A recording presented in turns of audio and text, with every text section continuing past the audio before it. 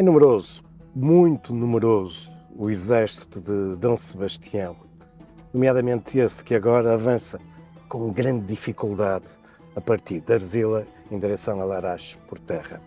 Aos 12.000 soldados portugueses juntam-se os 6.000 mouros, fiéis ainda ao deposto sultão Mouto Atil. Mas há também belgas, alemães, italianos.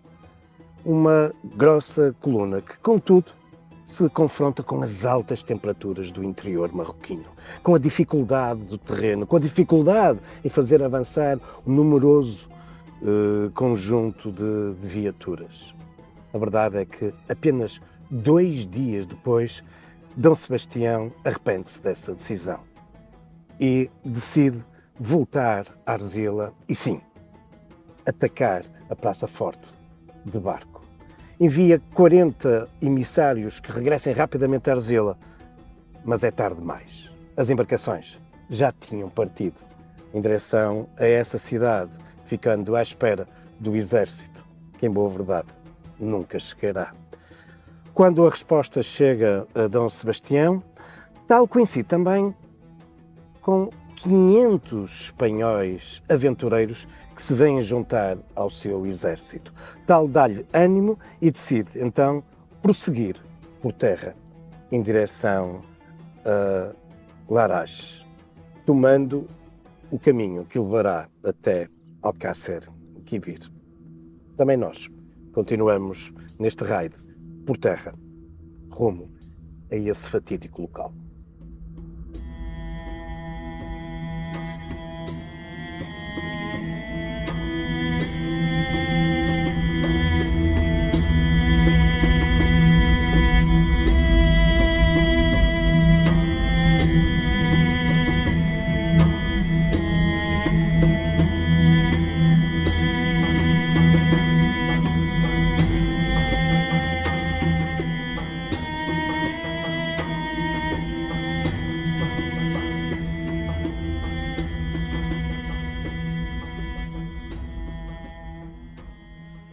A 3 de agosto, 5 dias depois de terem partido de Arzila rumo a Larache por terra, o exército de Dom Sebastião tem cada vez mais dificuldades em avançar.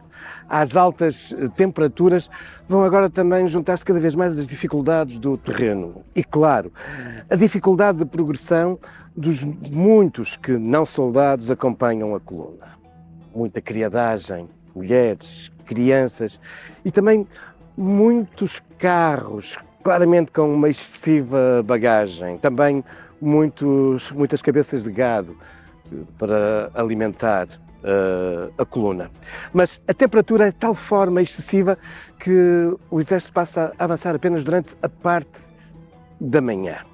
Entretanto, nesse dia 3 de agosto, a coluna depara-se com um obstáculo natural, o rio Lucos. Algo que obviamente sabia que iria surgir. E para isso, para vencer o rio, o exército cruza uma velha ponte. Uma ponte que, no entanto, vai ser decisiva nos acontecimentos das 24 horas seguintes. Porque, embora hoje o território esteja muito alterado, fruto dos trabalhos nas últimas décadas de irrigação, de facto, a partir do cruzamento da ponte sobre o rio Lucos, o exército português agora como que se vê obrigado a funilar, porque de um lado mantém-se o percurso do rio, mas do outro estendem-se campos pantanosos. Tal acabará por levar o exército português a posicionar-se muito, muito próximo do exército de Abdelhamec.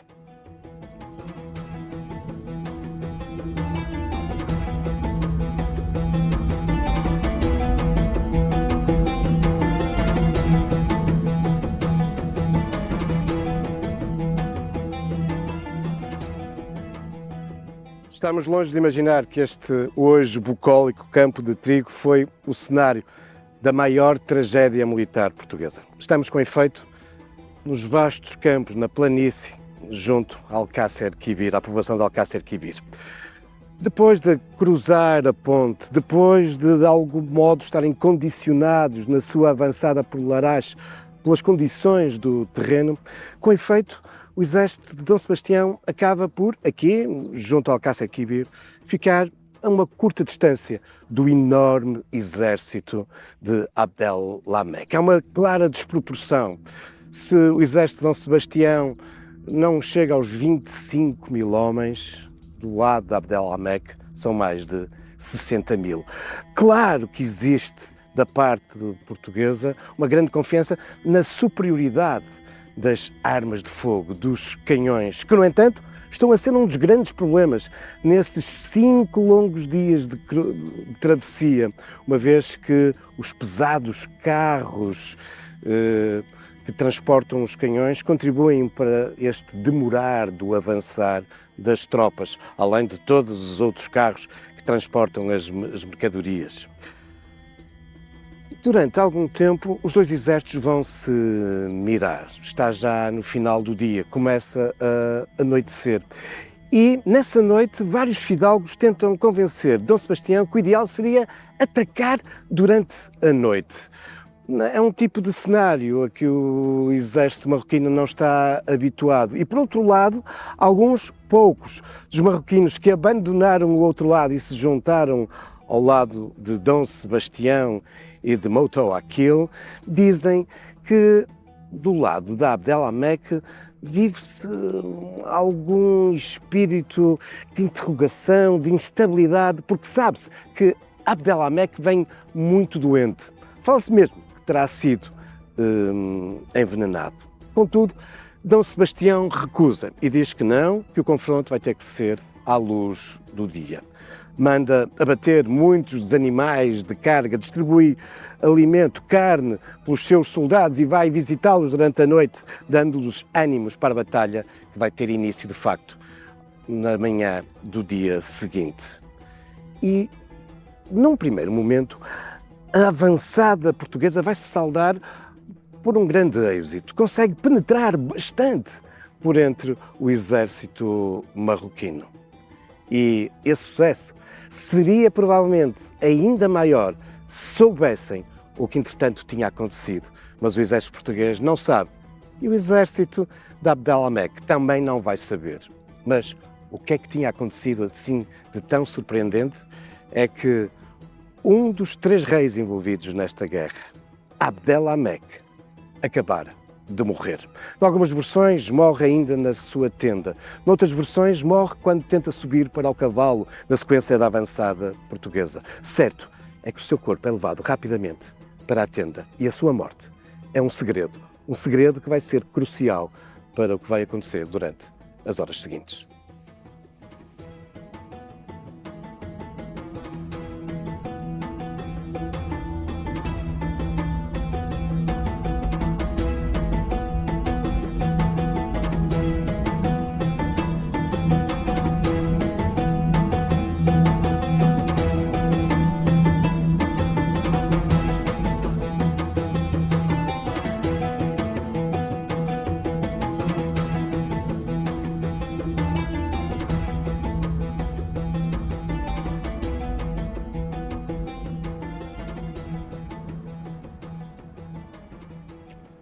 Quase 450 anos depois da batalha, são, apesar de tudo, muitas as marcas, as memórias que subsistem aqui em Alcácer Quibir. Estamos bem no centro da povoação.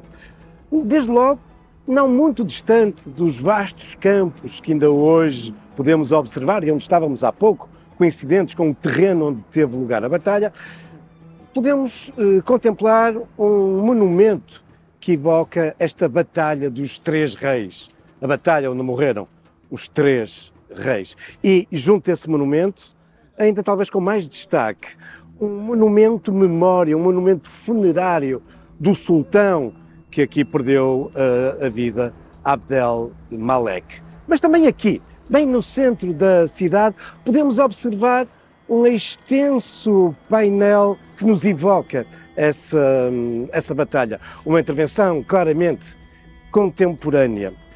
Essa batalha que, nos primeiros instantes, no arranque do confronto, até se vai saldar por uma vitoriosa avançada portuguesa. A vanguarda portuguesa penetra bastante entre o exército marroquino.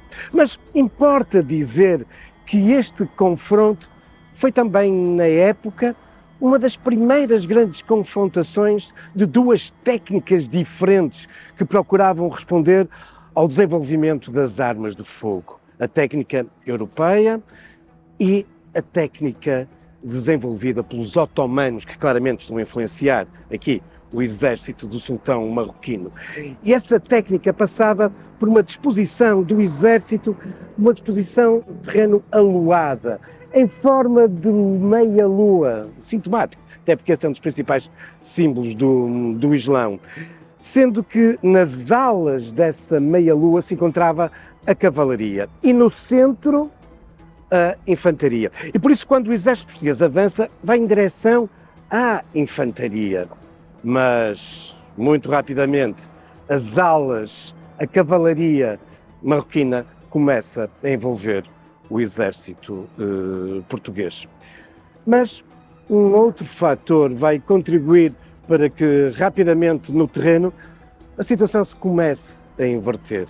É que, fruto desse sucesso da avançada da vanguarda portuguesa, esta acaba por perder contacto com a sua retaguarda. E isto vai, obviamente, enfraquecer o exército de Dom Sebastião. As horas seguintes vão ser marcadas por uma verdadeira chacina.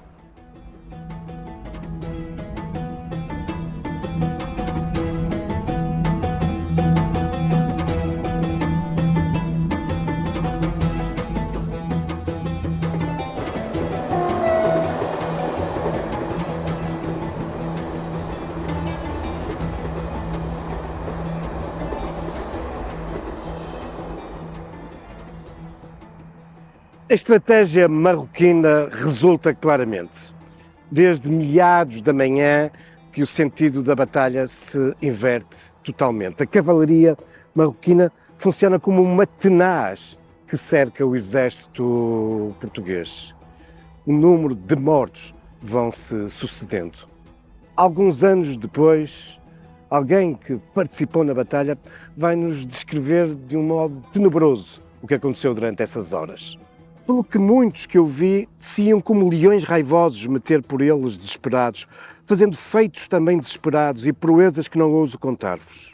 De maneira que de uns e outros ficou aquilo que por ali até onde chegamos, cobertos de mortos, homens e cavalos, entanto que dificultosamente se podia por ali entrar a cavalo. Depois, e tanto sangue que em partes me dava quase pelo artelho, e tudo gritos e lamentos, mortos em cima de vivos e vivos de mortos, todos feitos pedaços, cristãos e mouros abraçados, chorando e morrendo, uns sobre artilharia, outros braços e tripas arrastando, debaixo de cavalos e em cima espedaçados, e tudo, muito mais do que já vos possa dizer, porque aperta comigo a dor na lembrança do que passei. Esta descrição de Andrada em 1629 deixa bem claro de como o cenário era pavoroso. Dom Sebastião tenta ainda, já no final da manhã, início da tarde, uma contraofensiva. Irá falhar redondamente. Tenta escapar com um grupo de fidalgos, mas é cercado. No entanto, recusa-se a render-se. E testemunhas que estavam junto dele irão dizer que batalhou até ao fim. Acabará por receber um grande golpe sobre a cabeça, tomba e é morto. Aqui, junto aos antigos campos por onde se estendeu a Batalha de Alcácer Quibir, foi erguido já na primeira metade do século XX um monumento evocativo da morte de Dom Sebastião, um monumento, uma memória que, no entanto, ao longo destas décadas, enfim, foi denotando a passagem do tempo. Mas é uma referência à presença e à morte do rei Dom Sebastião. Quanto ao seu aliado, quanto a Mouta ou Atil, sabe-se que tentou fugir, cruzar o rio Lucos, não sabia nadar e morre afogado. Mas, ao contrário do que irá acontecer com o corpo do rei português, o de Motoakil será exibido. Serão-lhe retiradas as entranhas e colocada a palha no seu interior e o corpo exibido por todo Marrocos. Mas não foi isso que aconteceu com D. Sebastião. Então, o que é que aconteceu ao seu corpo? E já agora, quem é que acaba por vencer esta batalha?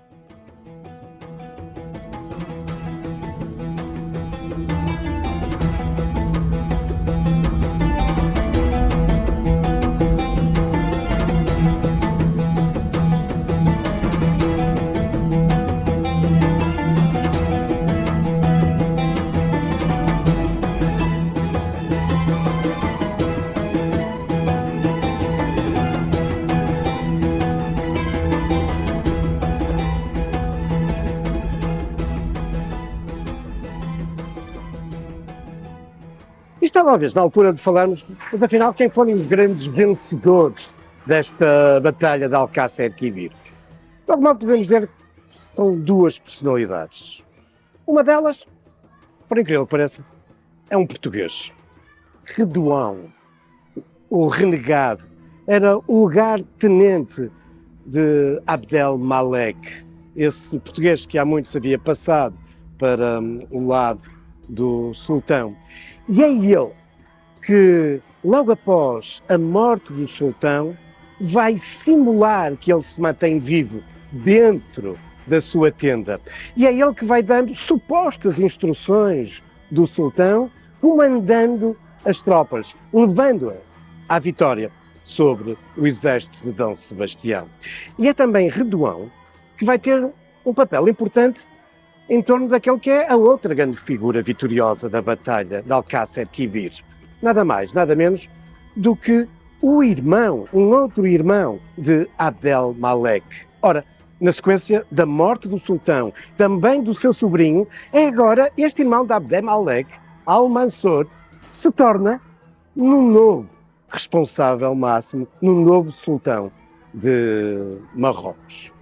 E conta a tradição que quando Al-Mansur estava ainda um pouco admirado, isto por facto com o que estava a acontecer, é o próprio Redouão, o português, o renegado, que lhe dá uma bufetada, fazendo descer a terra, tomar consciência que agora era ele, sim, o novo sultão.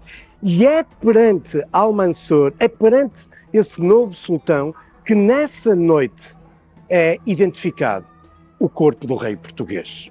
O corpo que foi transportado até este edifício. Era, na época, o edifício, a residência do alcaide de Alcácer Quibir. E é aqui que o camareiro de D. Sebastião, Sebastião Rezende e um conjunto de outros fidalgos, sim, vão identificar o corpo do rei português, que é tratado com honras. Fica aqui, na casa do alcaide, durante os 4 meses seguintes, até ao final desse ano de 1578.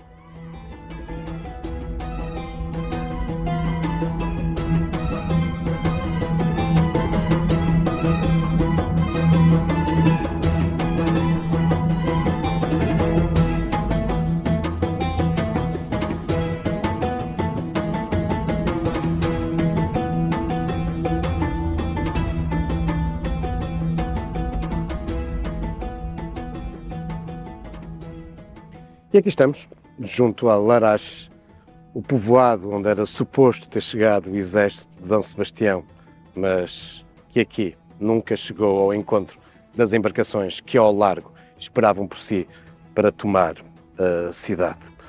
O corpo de D. Sebastião que irá permanecer, como vos dizia, em Alcácer Quibir durante cerca de 4 meses. E durante todo esse período, sempre zelado por um fidalgo português. É a 10 de dezembro que as autoridades marroquinas entregam em Ceuta o corpo de D. Sebastião, que irá ficar na igreja da Santíssima Trindade durante mais algum tempo, 4 anos.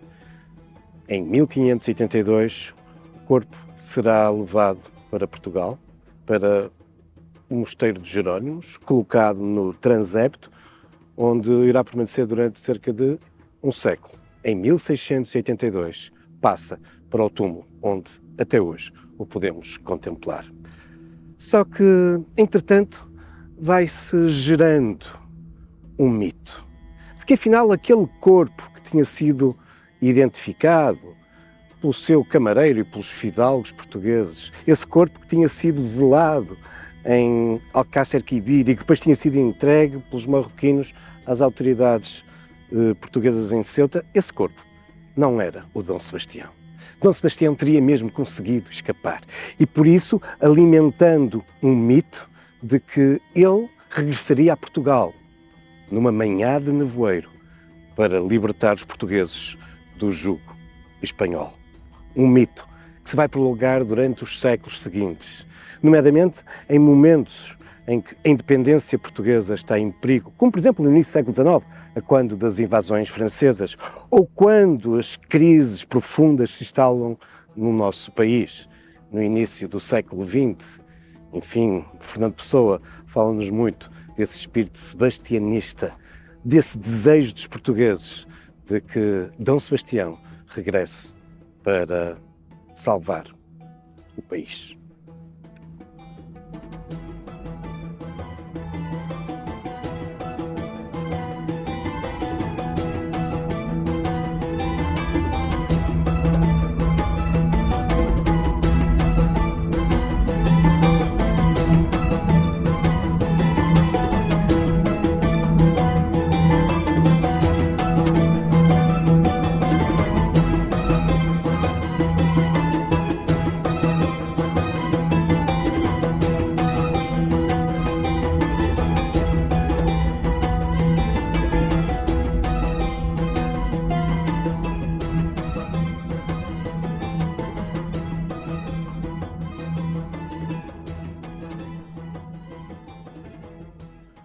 Regressamos a Portugal, estamos nas margens do Mondego, em Coimbra, mais precisamente na igreja de Santa Cruz de Coimbra, onde repousa Afonso Henriques.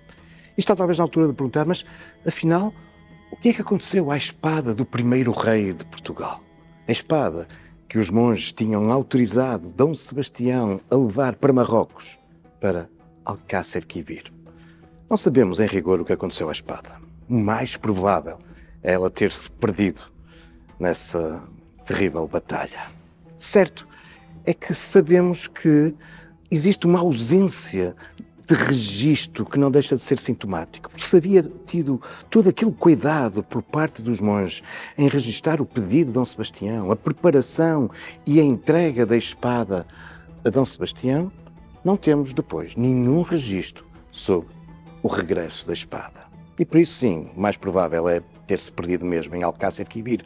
Contudo, sabemos que em 1609, de novo, uma espada estava exposta junto ao túmulo de Afonso Henriques. Os monges terão achado que era necessário manter essa tradição da representação da espada fundacional.